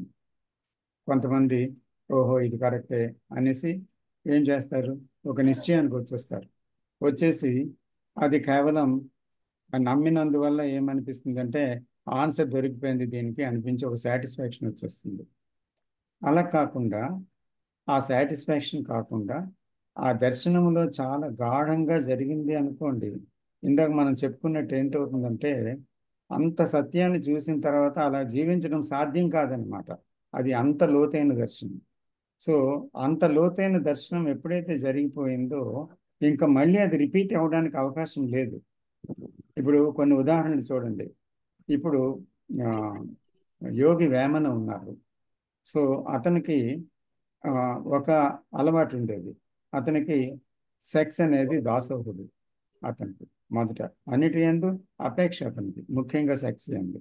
ఆ తర్వాత ఒక ఘటనలో ఆ, దాన్ని ఎంత నీచంగా మనసు వెళ్తుంది అనేది చూడగలిగాడు. ఆ సందర్భంలో చూడగలిగిన మరుక్షణం ఏమయ్యాడు, అతను యోగి వేమనగా మారిపోయాడు. అంటే అక్కడ ఆ సత్యాన్ని నేకేడ్గా అంత గాఢంగా మనసు చూడగలిగిన మరుక్షణమే అది పూర్తిగా ఆ ఫ్లేమ్ అవుతుంది అనమాట. అది దాంట్లో దగ్ధం అయిపోతుంది.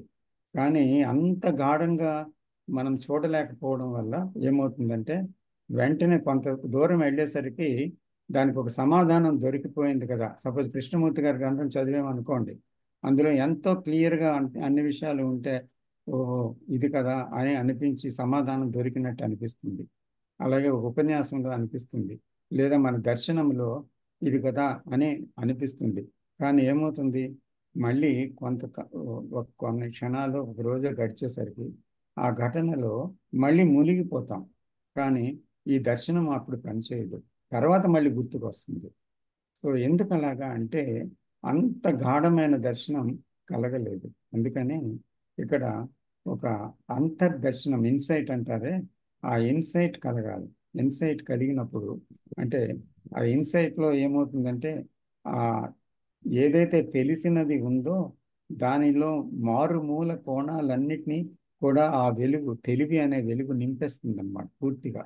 అలా నింపినప్పుడు ఏమవుతుందంటే అది ఎంతో అసహ్యంగా, ఎంతో ప్రమాదకరంగా, ఎంతో పనికిరానిదిగా, గుల్లబారినదిగా మనకి స్పష్టమైన దర్శనం కలుగుతుంది.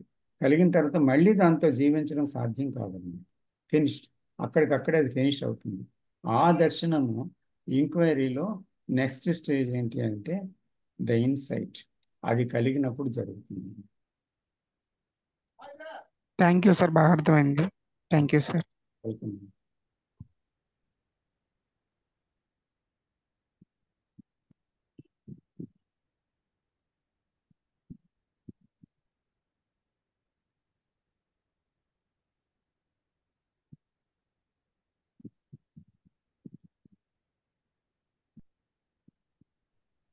సార్ నమస్తే సార్, అశోక్ కుమార్ సార్. నమస్తే అశోక్ గారు, చెప్పండి. ఇప్పుడు నా నీకు నువ్వే గురువు, గురువు ఎవరు లేరు అని ఒకటి ఉంది కదా సార్. అంటే నేను అనేది అక్కడ అసలు పాస్ట్ కదా. నీ అనుభవాలు అవన్నీ, అనుభవాలే గురువులు అవన్నీ అంటారు కదా సార్. అంటే అది రాంగ్ కదా సార్ అది. అదే నాకు డౌట్ సార్ ఇది. ఉమ్. అక్కడ అంటే అది ఆ, నాకు అర్థమైంది చెప్తాను. నేను తప్పు అయితే రైట్ చేయండి నన్ను. అంటే మీరు అడిగిన ప్రశ్నలో నేను కరెక్ట్గా అర్థం చేసుకున్నానా లేదా అనేది. అంటే నీకు నువ్వే గురువు అంటే అక్కడ నీకు అంటే నేను అనేది ఉంది కదా. ఆ నేనంటే మళ్ళీ గతమే కదా. అప్పుడు ఆ నేను నాకు గురువు ఎలాగవుతాడు అంటే నేను గతమే కదా అనే నీ ప్రశ్న. అంతే సార్, అంతే సార్. అంతేనా? సో అవును సార్. అయితే ఇక్కడ నీకు నువ్వే గురువు అనే మాటలో ఏముందో చూద్దాం. అంటే యాక్చువల్గా మనము ఏదో ఒక శాస్త్రం మీద, ఏదో ఆ, ఒక గురువు మీదో, ఏదో ఒక నమ్మకం మీదో, ఏదో ఒక సిద్ధాంతం మీదో ఆధారపడి ఇది కరెక్టే అని నమ్మి మనం వెళ్ళాం అనుకోండి. వెళ్తే అది మన స్వంత జ్ఞానం కాదు, ఒకరు చెప్పింది. ఒకరు చెప్పింది కనుక అదేమవుతుందంటే అది మన జీవితంలో పని చేయదు. ఎందుకంటే నిజంగా అది మనం వాట్ ఈజ్ వాట్ అంటే అది ఏంటి, అందులో ఎంతవరకు ఉన్న దాంట్లో ఏం సత్యం ఉంది అనేది, అసత్యం ఉంది అనేది మనం కనుక్కోవాలి. ఇందాక ఆ, ప్రవీణ్ గారు అడిగిన ప్రశ్నలో అది ఉంది కదా. అది ఏది సత్యం ఉంది, ఏది అసత్యం ఉంది అనేది చూడగలగాలి మనమే అందులో. అలా చూడగలిగిన నాడు అది నిజంగా అసత్యం అనేది రాలిపోతే ఉన్నది సత్యంగా మిగిలిపోతుంది. అప్పుడు ఆ సత్యాన్ని కనుక్కోవలసింది నువ్వే కానీ మరొకరు కాదు కదా. నీ సత్యాన్ని ఇంకొకరు ఎవరు కనుక్కోగలరు? నీ సత్యం ఏదో నువ్వే కనుక్కోవాలి. అంటే నేను ఈ రకంగా భ్రాంతిలో ఉన్నానని నేను కనిపెట్టగలనా? మీరు మిమ్మల్ని కనిపెట్టాలా? నేను కనిపెట్టాను అనుకోండి మీరు భ్రాంతిలో జీవిస్తున్నారని, అప్పుడు మీరు దాని మీద ప్రభావం మీకు ఎలా వస్తుంది? మీరు భ్రాంతిలో జీవిస్తున్నారంటే అది ఏంటి, దానివల్ల మీకేం కలుగుతుంది మీరు చూడలేరు కదా. అలాగే నేను భ్రాంతిలోనే జీవిస్తున్నాను కదా అని మీరు చూసినప్పుడు నేనే కదా భ్రాంతి అని కూడా మీకు తెలుసా? నేను పోతుంది. అసలు భ్రాంతియే నేనా, నాకు భ్రాంతి ఉందా అని మీరు ఇన్వెస్టిగేట్ చేస్తున్నారు. అప్పుడు ఏమైంది? మీరు మీ అంతటా మీరు పరిశోధన చేస్తున్నారు. నాకు దుఃఖమా, నేనే దుఃఖమా, నేను భయమా, నాకు భయమా, అసలు ఇవన్నీ ఏంటి, ఆ నేను అనేది ఏంటి అనేది మీరు చూస్తున్నారు. అప్పుడు ఏమైంది? మీకు సమాధానం దొరుకుతుంది. ఎక్కడి నుంచి దొరికింది? మీ పరిశోధనలో మీకే దొరికింది. అంచేత అప్పుడు మీకు మీరే గురువు అవుతున్నారు కదా. ఎవరు గురువు లేరు అక్కడ. Okay, okay. అంటే ఆ క్వశ్చనింగ్ లో అది మన మన లోపల నుంచే సమాధానం వస్తుందని, గతం అనేది ఇంటర్ఫియర్ అనేది కాదు. ఆ, అంతే. అక్కడ అక్కడ మీకు నేనంటే గతం కాదు. మీకు మీరే కనుక్కోవాలి. నన్ను నేనే కనుక్కోవాలి. అంచేత ఎవరికి వారు కనుక్కోవలసిన విషయం అది. కానీ ఒకరు నా గురించి కనుక్కోవలసిన విషయం కాదు అది. మీ గురించి ఇంకొకరు కనుక్కోవలసిన విషయం కాదు అది అని చెప్పే విషయం అన్నమాట. అందుకే మనం వీళ్ళ మీద వాళ్ళ మీద ఆధారపడి ఎంతకాలం ఆధారపడినా మనలో ఉండేటువంటి భ్రాంతి, ఘర్షణ, దుఃఖము, భయము, అజ్ఞానం పోవు కదా. అది నాకు నేనుగా చూడాలి. అదే సార్, అది చూడడంలో ఆ ఆ గతాన్ని తీసుకొని మళ్ళీ దాంతో ఆ, అంటే అక్కడ దాన్ని తీసుకొని ఫిక్స్ అయిపోతే మాత్రం అది ఖచ్చితంగా రాంగ్ రాంగ్ దీంట్లోకి వెళ్ళిపోతుంది కదా సార్. అంటే అలా కాకుండా ఇక్కడ ఆ, గతమే పనిచేస్తుంది ప్రతి దాంట్లో అని చూడడం అన్నమాట. మీకు అర్థమైందా? గతంతో అవును సార్. పనిచేస్తుంది నేను, గతమే పనిచేస్తుంది. ఆ నేనే అనేది గతము, ఆ గతమే ప్రతి క్షణం పనిచేస్తుంది. అనేది మాట మాటకి ఎప్పటికప్పుడు చూడడం అన్నమాట. ప్రతి చర్యలో, ప్రతి మాటలో, ప్రతి సమాధానంలో, అలాగే ప్రతి ఆ, ఒక అవగాహనలో, ప్రతి తీర్మానంలో, ప్రతి దాంట్లో కూడా ఆ గతం ఇంటర్ఫియర్ అవుతుంది అనేది మనం గమనించటం అన్నమాట. ఎస్ గమనించాలి, అంతేగాని గతంతో వచ్చిన దాంతో సమాధానం పడిపోకూడదు. లేదు, సమాధానం లేదు కదా అక్కడ. పడిపోతే అదే అదే గతంలో అవును అక్కడ సార్.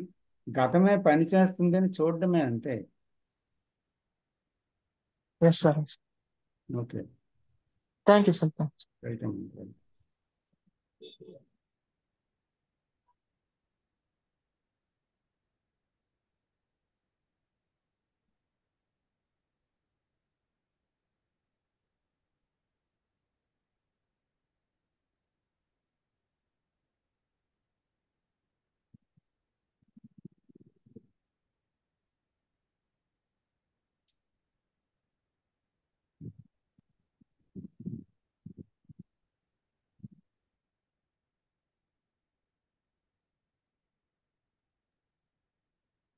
సార్ నేను దీప్తి సార్. ఆ, ఒక క్వశ్చన్ ఉంది నాకు. దీప్తి ఆ, గారు ఇప్పుడు ఆ, అంటే పాస్ట్ నాలెడ్జ్, గత జ్ఞానం కొంచెం గట్టి గుర్తుపెట్టుకోవద్దు. మాట్లాడతారు. వినిపిస్తుందా ఇప్పుడు? ఇప్పుడు ఇప్పుడు చెప్పండి. వినిపిస్తుందా సార్? చెప్పండి. ఇప్పుడు గత జ్ఞానము గుర్తుపెట్టుకోకూడదు, ప్రస్తుతంలో ఉండాలి, మనము చూడాలి కదా. ఇప్పుడు అది మనుషులకి మనము ఆ, అంటే రిలేట్ చేస్తే, ఇప్పుడు ఫర్ ఎగ్జాంపుల్ పాస్ట్ లో నన్ను ఎవరైనా హర్ట్ చేశారనుకోండి, ఆ ఆ నాలెడ్జ్ లేకుండా ఆ మనిషితో మనం ఇప్పుడు మాట్లాడతాం, కానీ ఆ పర్సన్ నేచర్ మారదు కాబట్టి ఆ పర్సన్ ఇప్పుడు కూడా నన్ను హర్ట్ చేస్తుంటే నేను ప్రెసెంట్ లోనే ఉన్నా, నార్మల్ గానే బ్యాడ్ పాస్ట్ నాలెడ్జ్ తీసుకొచ్చి చూడట్లేదు, బట్ స్టిల్ ఆ ప్రెసెంట్ లో కూడా ఆ మనిషి మనల్ని హర్ట్ చేస్తారు కదా. మరి దాన్ని ఎలా డీల్ చేయాలి సార్? అంటే ఆ, వాళ్ళని ప్రస్తుతంలో అర్థం చేసుకొని, ఓకే వీళ్ళతో మనం మాట్లాడితే మనం హర్ట్ అవుతున్నాము కాబట్టి మనము దూరం ఉండడం బెటర్ అని అనుకోవాలా, లేకపోతే ఫ్యూచర్ లో దూరం ఉండడం, మళ్ళీ ఇప్పుడు దూరం అవ్వడం, ఫ్యూచర్ లో దూరం ఉండడం. ఫ్యూచర్ లో దూరం ఉంటే మళ్ళీ పాస్ట్ నాలెడ్జ్ తోనే నేను దూరం ఉంటున్నా అన్న విషయం మనకు అర్థమవుతుంది. దాన్ని ఎలా డీల్ చేయాలి సార్? అదే ఇప్పుడు ఆ, మీరు అడిగిన ప్రశ్న మళ్ళీ నాకు ఎలాగ అర్థమైందో చెప్పనా ఒకసారి.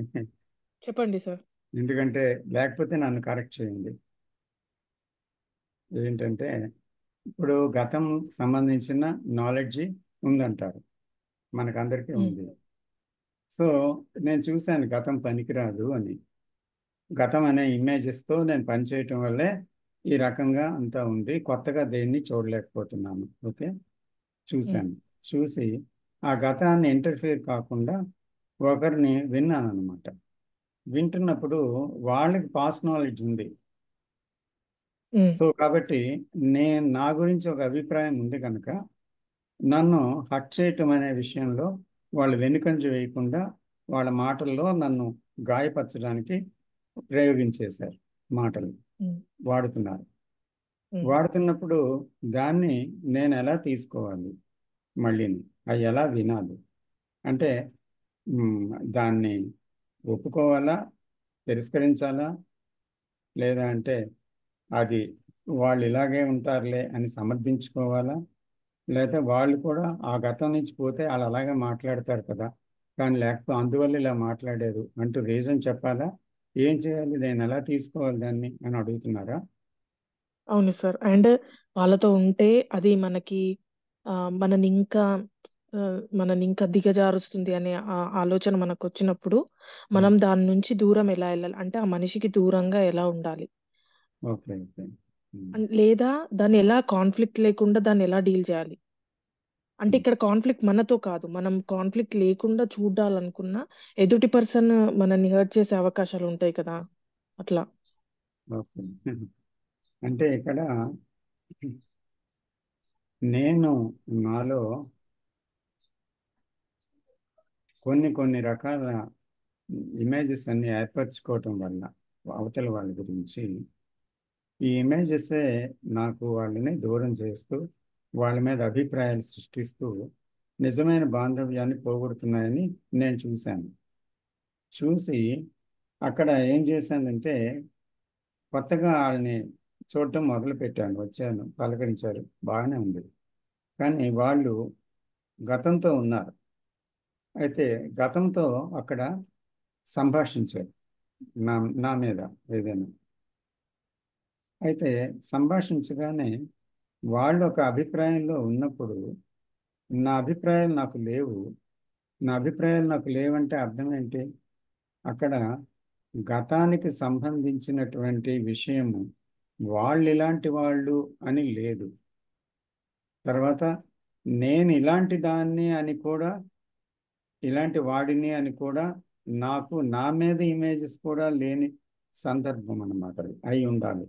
అంటే నేను మంచివాడిని, నేను నా కల్మషం లేదు, నాకు ఏ రకమైన భావము ఇతరుల మీద లేదు, అంచేత నేను స్పష్టంగా నిష్కల్మషంగానే ఉన్నాను అనే ఒక భావంతో నేను ఉన్నాను అనుకోండి. అంటే నాకు నా మీద ఒక ఆ భావం ఉంది. వాళ్ళ మీద కూడా ఎటువంటి అభిప్రాయం లేదు. అయితే వాళ్ళు అనగానే నేను గాయపడుతున్నాను, వాళ్ళకి దూరంగా ఉండాలని నాకు ఎందుకు అనిపించిందంటే అక్కడ నా మీద నాకు అభిప్రాయం ఒకటి ఉంది. ఏంటుంది? నేను మంచివాడిని, నాకు ఏ అభిప్రాయాలు లేవు అని ఒక అభిప్రాయం ఉంది.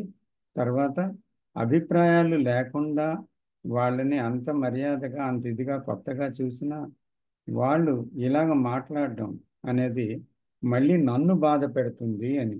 అంటే నన్ను బాధపడుతుందంటే నేను అక్కడ ఉన్నాను కదా, కాబట్టి నాకు అది ఎలాగ దూరం అవుతుంది, దీన్ని ఎలాగా అది లేకుండా చేసుకోవడం, మనుషుల్ని దూరం పెట్టాలా, భావాల్ని దూరం పెట్టాలా, ఏం చేయాలి, నాకెందుకు మళ్ళీ ఈ ఒక ఏదో ఒక గాయం అనేది, ఒక బాధ అనేది ఎందుకు వస్తుంది అనేది నన్ను నేను ప్రశ్నించుకుంటే ఏమవుతుంది, అది మనం జాగ్రత్తగా చూడాలని.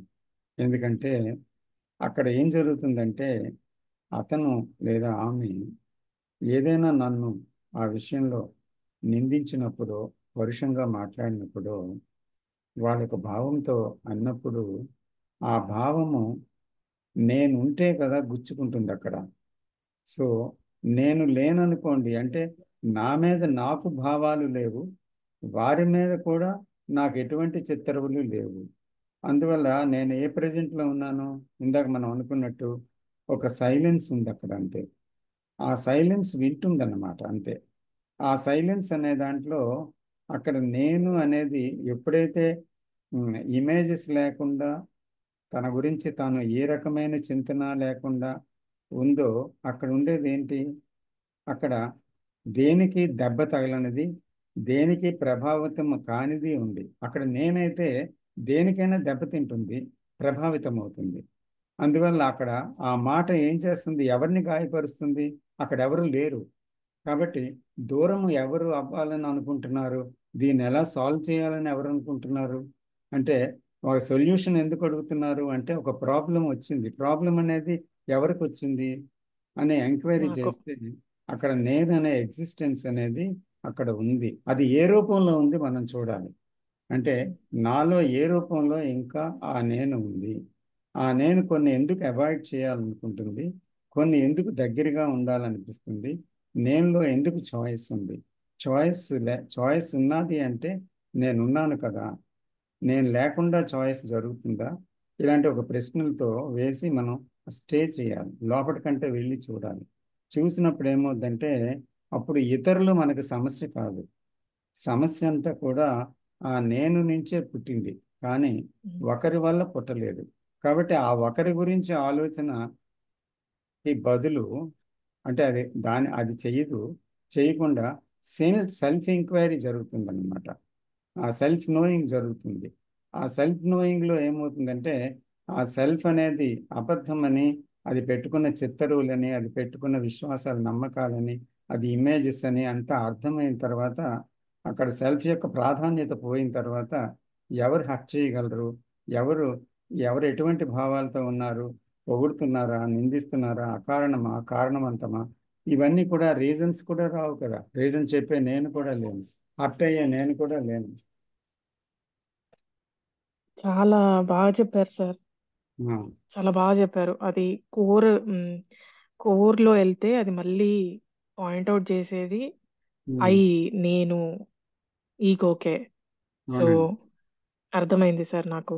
సో ఎవ్రీథింగ్ మళ్ళీ పాయింట్అవుట్ చేసేది మనకే. సో అది అనేది పోవాలి కంప్లీట్ గా. అది పోయినప్పుడు అసలు ఎవరైనా పొగిడినా ఉమ్, మాటలతో హర్ట్ చేయాలనుకున్నా, ఉమ్, నన్ను హర్ట్ చేశారు నన్ను అనేది అక్కడ లేదు కాబట్టి అది గాలిలో అలా ఒక సెంటిలా పోతూ ఉంటది అనమాట. గాలిలో ఉన్నట్టు ఉంటది, మనకి అది ఎఫెక్ట్ అవ్వదు.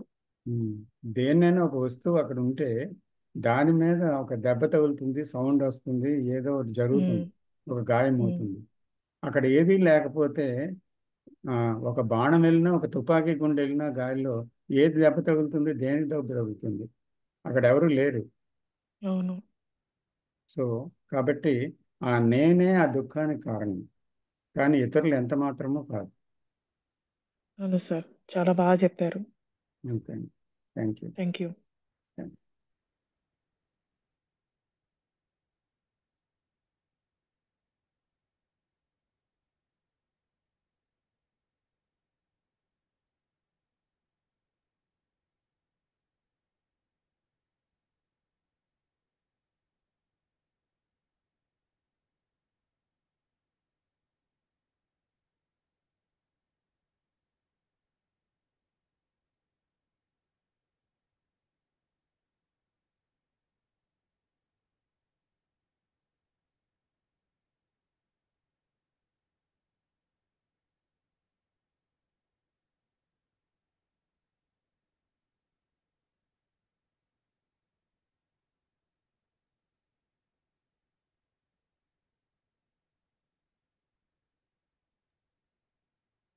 సార్ నమస్తే.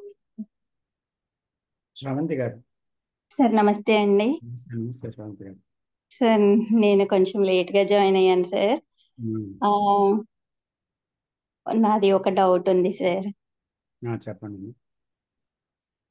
నాకు ఒకసారి ఇలా నేను నా థాట్స్ ని గమనిస్తూ ఉన్నప్పుడు ఆ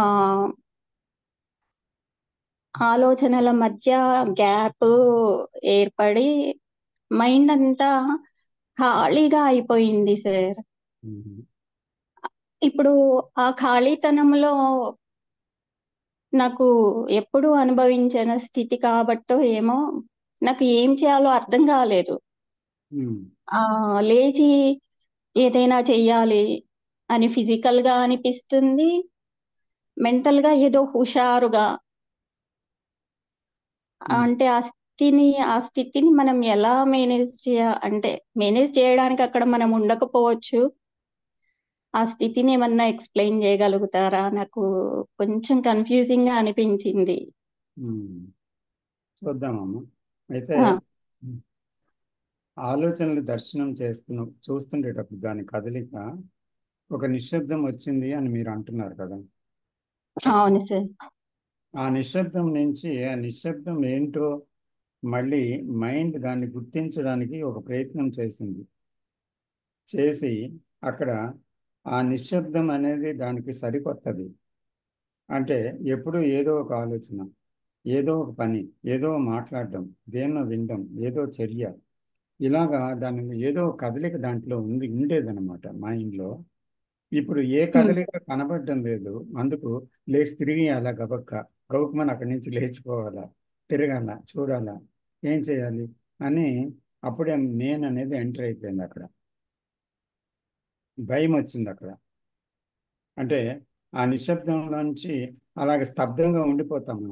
ఏమైపోతుందని ఆలోచన మీకు అంత నిజంగా రాకపోయినా అక్కడ ఏదో తెలియనటువంటి ఒక ఫియర్ లాంటిది వచ్చి ఏదో కదలాలి, ఏదో చెయ్యాలి అనే ఆలోచన వచ్చింది. సో అక్కడ మళ్ళీ మీరు ఒక శక్తిని అనుభవించాను అంటున్నారు, ఒక చురుకుదనం. సో ఆ శక్తి, ఆ చురుకుదనం నిశ్శబ్దానికి సంబంధించింది కావచ్చు. కానీ అక్కడ ఏమవుతుందంటే ఆ ఆ స్థితిని ఆ స్థితి ఏంటో తెలుసుకోవాలని మళ్ళీ మనసు ఉబలాట పడుతుంది. ఎప్పుడైనా ఒక స్థితిని గురించి తెలుసుకోవాలని తెలిసిన మనస్సు ఆరాటపడినప్పుడు మళ్ళీ నేను ఎంటర్ అయిపోతుందమ్మా. ఆ స్థితి అనేది అర్థం చేసుకునేది కాదు ఉమ్, మొట్టమొదటి విషయం. ఉమ్, దాన్ని అర్థం చేసుకోవడానికి వీలు లేదు. మనసు దాన్ని అర్థం చేసుకోవడానికి ప్రయత్నించినప్పుడే, అది ఏంటి అని అడిగినప్పుడే మనసు అప్పుడే ఎంటర్ అయిపోయింది. కాబట్టి అక్కడ నిశ్శబ్దం పోయింది. ఉమ్, కాబట్టి అక్కడ మైండ్ ఏం చేస్తుందంటే తెలియనిది తెలుసుకోవడానికి ప్రయత్నిస్తుంది అన్నమాట. తెలుసుకోవడానికి చేసిన ప్రయత్నమే నేను నుంచి పుట్టిందన్నమాట. అప్పుడు నేను అనేది ఆలోచన అనేది ఎంటర్ అయింది. కాబట్టి అక్కడ ఏ స్థితి ఉండదు.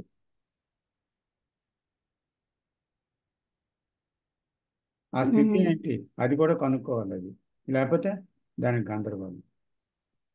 నేను అప్పుడే సైలెన్స్లోకి వెళ్ళిపోయానా, దుఃఖాన్ని దాటి వెళ్ళిపోయానా, ఎవరినైనా అడిగి తెలుసుకుందామా, లేకపోతే ఏదైనా గ్రంథంలో చెప్పారా, ఎందుకు ఇలా జరిగింది, ఏం జరిగింది ఇక్కడ అంటూ దాని గురించి తెలుసుకోవడానికి ప్రయత్నిస్తుంది.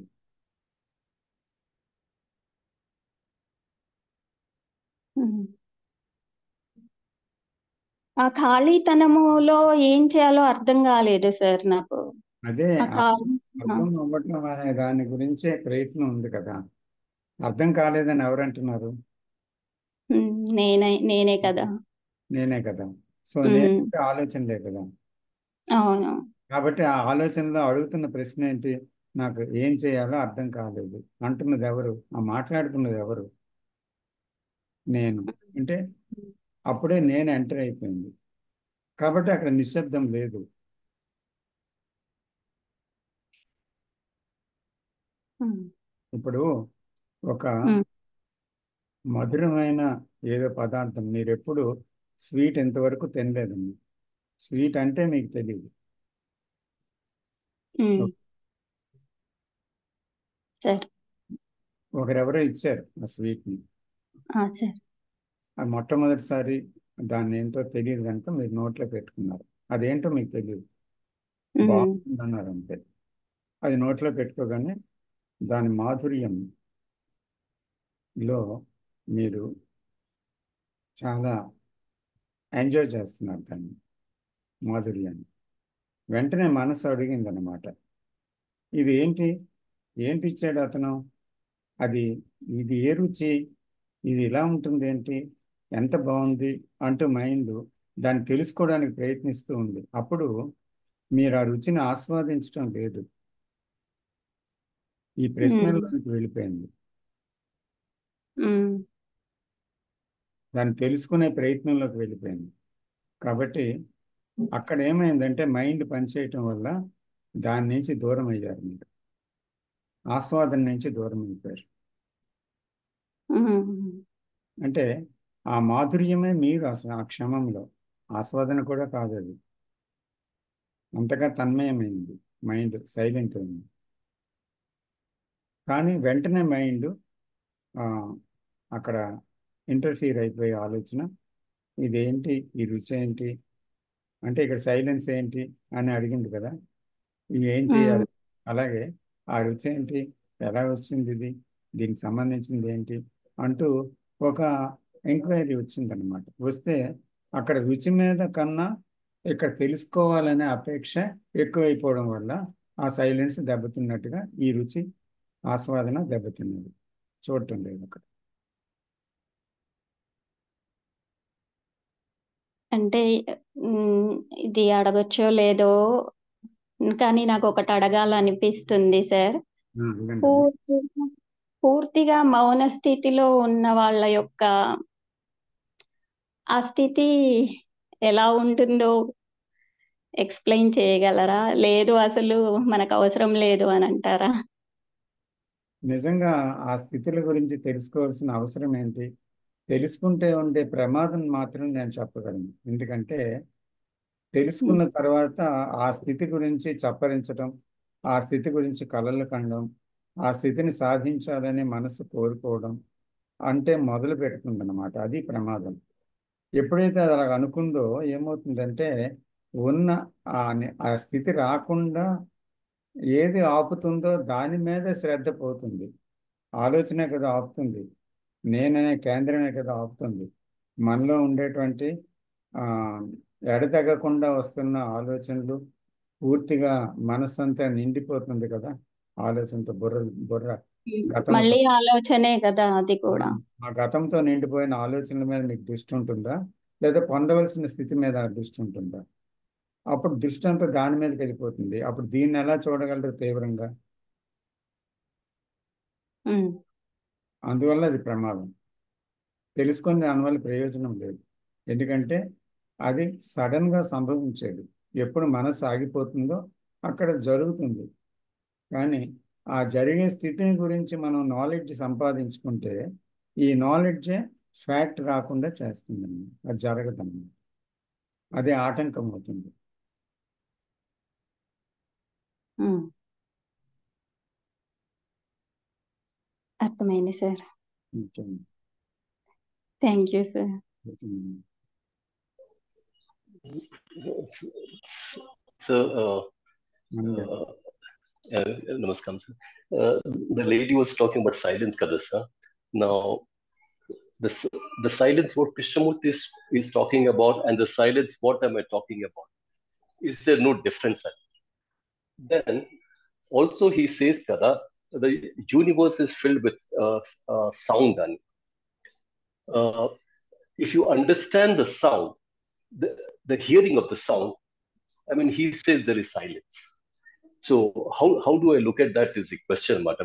When someone says, I was thinking of my thoughts, suddenly there was silence. And is that silence what Krishnamurti is talking about? Or not Krishnamurti, is that what silence is? Or I am saying that is silence, I need to look at it, Karan.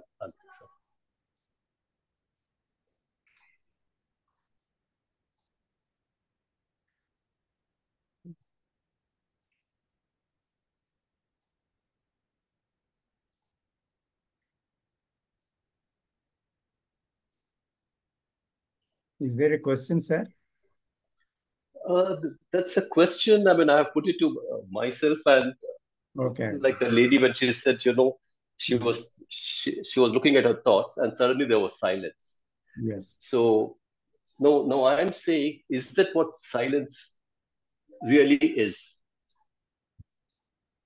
The silence what Krishnamurti talks about. He says that the silence is not of the brain. He also says that. And he also says the silence is of the universe. And he also says, when you listen to the sound, there is silence. Yes. So We when can I talk about that, silence between two thoughts and Absolutely. two voices, but that is not that silence which Krishnamurti speaks about. Absolutely. Yes. And when that a real silence is there, what Krishnamurti means about silence. So, is there a sound which can disturb the silence? Or is silence also the sound? Is there a difference between the sound and the silence? Silence. So that is a wonderful state it is. That is what Krishnamurti speaks about. True. Yes. So even the previous lady, when she said she gets hurt. At that stage, she is talking. No, this is the previous lady, sir. Inko mein maatladni kada, that she gets hurt, somebody comes and says something about her. And again, here also, kada, I'm bringing in the same thing. If I really listen to what the other person has said, listen to it. So in that listening, I would put it within quotes, there is understanding. Yeah. It is true, it is false, is a different issue. So did I really listen to what has been said? And here the listening becomes difficult because I have an image about myself, I have an image about the other person. So it is images which are operating. I think that is what you have also said, the images which operate. And again, when somebody has said something which hurts me, can I see what is that get hurts? I mean, these are the two things. What gets hurt is one. And then next, can I see, I have an image about myself, I have an image about the other person. So now, can I see the images are operating? So what I call, which hurts, that what is that is being hurt? That image about myself, and I have an image about the other person. Now, suppose I really love that person. I'm taking the child. I've given the example earlier also, sir.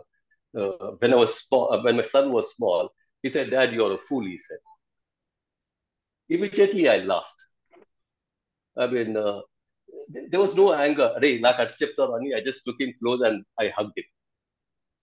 I'm just giving an example which happens, sir. I mean, again, how do I look at that is a question. If I really love that person and that person says something to me, now how do I look at that is also the question. Ante, sir. Yes, sir. Yes, rather we can say that not that we have images also, and I am is an image, the deep image. So there is an image about myself. So this image is seeing the other images.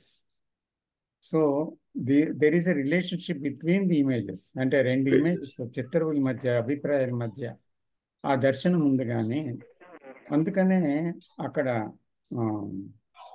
Hurt అవుతున్నాము. ఎందుకంటే images వల్ల ఇమేజే hurt అవుతుంది అక్కడ. So when there is no image about anybody or myself, definitely there is love automatically. ఎందుకంటే అక్కడ hurt అయ్యేది ఏది లేదు కనుక అక్కడ ఉన్నది ఏమి, సో ఏది హర్ట్ కాదు. సో కాబట్టి ఆ ఇమేజ్ లేకుండా ఉండేటువంటి స్థితి ఏంటో కనుక్కోవాలి. We have to find out, we have to see the images and what is happening with the images. So that is the formation of I. అంటే నేను అనేది పూర్తిగా దాని మీద ఆధారపడి ఉంది కదా. So that we have to understand in relationships. Yes, sir. Thank you.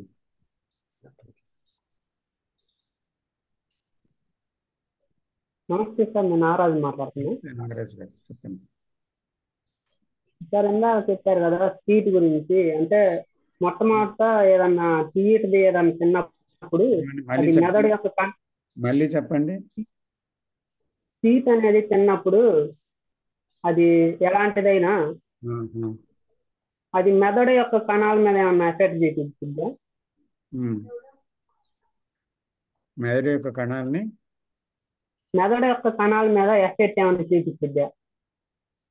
కణాలని తర్వాత ఏమో అర్థం కాలేదు. కణాల మీద ఎఫెక్ట్ ఏమన్నా చూపిస్తుందా?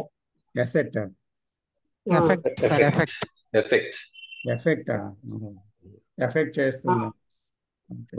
అవును అవును, ప్రతి ఇంద్రియం తాలూకా దాని యొక్క పర్సెప్షన్ ఏదైతే ఉందో, నోరు కానీ, రుచి కానీ, లేదా కన్ను కానీ, చూపు కానీ, లేదా అంటే స్పర్శ కానీ, ఏదైనా ప్రతిదీ బ్రెయిన్కి చేరిపోతుంది కదా ఇన్ఫర్మేషను. అప్పుడే బ్రెయిన్ దాన్ని విశ్లేషిస్తుంది. ఇది బాగుంది, ఇది బాగలేదు, ఇది తీపిగా ఉంది, ఇది చేదుగా ఉంది, ఇది దృశ్యం బాగుంది, దృశ్యం బాగలేదు అని విశ్లేషణ చేస్తుంది. దేనికి? పాస్ట్ నాలెడ్జ్తో.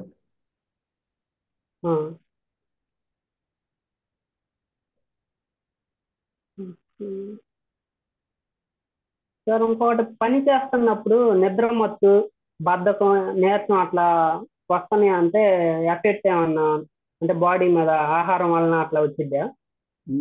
సరిగా నిద్ర లేకపోయినా వస్తుంది, సరైన లేదా ఆహారం తక్కువగా ఉన్నా, సరైన విటమిన్ ఫుడ్ లేకపోయినా వస్తుంది.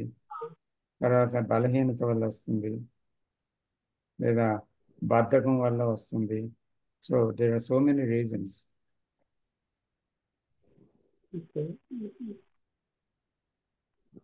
మ్యూటేషన్ అన్నారు, మ్యూటేషన్ గురించి కొంచెం చెప్పరా? మ్యూటేషన్ బ్రెయిన్ యొక్క మెదడు యొక్క కణాలు కదలేక. మ్యూటేషన్ అంటే మెదడులో కణాలలోనే మార్పు అన్నమాట, సంపూర్ణమైన పరివర్తన. అంటే ఒక ఆలోచన విధానంలో ఇంతవరకు మనసు వెళ్తుంది, ఈ ఆలోచన విధానం అనేది ఇందాక మనం చెప్తుంది సెక్యూరిటీ గురించి మాట్లాడాం కదా ఇంతవరకు. ఈజ్ దర్ అవును. సెక్యూరిటీ రియల్లీ అని, నిజంగా క్షేమం అనేది ఉందా అనేది లేదు. లో మనం వెళ్ళిన తర్వాత బ్రెయిన్ దాన్ని మరీ చూసి విచారణ చూసి నిజంగా క్షేమం లేదు, ఈ ఆలోచన విధానంలో లేదు, ఈ బ్రతికే విధానంలో లేదు, చూసే విధానంలో లేదు, తర్వాత దేంట్లోనే కనబడడం లేదు ఈ క్షేమం అని చూడగలిగింది అనుకోండి, అప్పుడు ఏమవుతుంది, అది దాని యొక్క దర్శనమే, చూసే విధానమే పూర్తిగా మారిపోయింది అనమాట. ఇదే కదా సంపూర్ణ పరివర్తన. అంటే పూర్వంలాగా ప్రవర్తించలేదు, అలా వీలు కాదు. ఎందుకంటే అది కేవలం ఒక ప్రయత్నంతో జరిగింది కాదు, ఒక దర్శనం మాత్రం మీద జరిగిందనమాట. అంత గాఢమైన దర్శనం అది. సో ఆ దర్శనమే, ఆ పెర్సెప్షనే ఒక రకమైన ఇంటెలిజెన్స్ అది. సో దానివల్ల పూర్తిగా మార్పు జరిగిపోతుంది.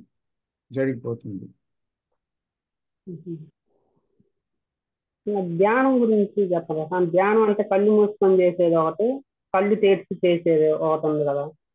అంటే ఇప్పుడు మనం ఇప్పుడు చెప్పేది కళ్ళు తెరిచి చూస్తా మనం ఎరుకలో ఉండి చేసేది ధ్యానం అని ఒక విధంగా చెబుతున్నారు కదా. కళ్ళు తెరిచినా కళ్ళు మూసుకున్నా ధ్యానానికి ఎటువంటి ఆటంకము లేదు. అయితే కళ్ళు మూసుకున్నా గతంకి సంబంధించిందో భవిష్యత్తుకు సంబంధించిందో ఆలోచనల్లో ఉంటే అది ధ్యానమా? అలాగే కళ్ళు తెరిచి కూడా ప్రపంచాన్ని గుర్తించి దానికి పేర్లు పెట్టి వికారాలకన్నిటికీ లోనైతే అది ధ్యానమా? సో ధ్యానం అంటే అక్కడ ఆలోచన యొక్క కదలిక ఆగిపోవడం, నిశ్శబ్దం అవ్వడం. సో ఎటువంటి ప్రకంపనలు మనసులో లేకపోవడం, ఎటువంటి వికారాలు మనసులో కలగకపోవడం, అటువంటి ఒక స్థితి సంభవించటం. అది నేర్చుకునేది కాదు, అది సాధన వల్ల సాధ్యమయ్యేది కాదు, లేదా అంటే క్రమశిక్షణతో రాదు, అది సంభవించేది.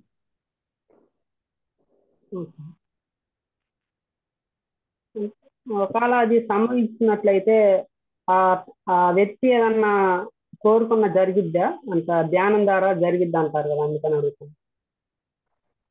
అది మనకు అక్కర్లేదు అది. ఎందుకంటే జరుగుతుందా లేదా అనేది ఆ వ్యక్తికి సంబంధమే లేదు. ఎందుకంటే అది జరగవచ్చు, జరగకపోవచ్చు, కానీ అతని స్థితిలో అపేక్ష లేదు, ఎటువంటి అపేక్ష లేదు, దేని గురించి లేదు. ఎందుకంటే ఆ వ్యక్తికి బికమింగ్ లేదు, ఏదో అవ్వాలని లేదు. అలా ఉండే వ్యక్తికి ధ్యానం అనేది కుదరదు.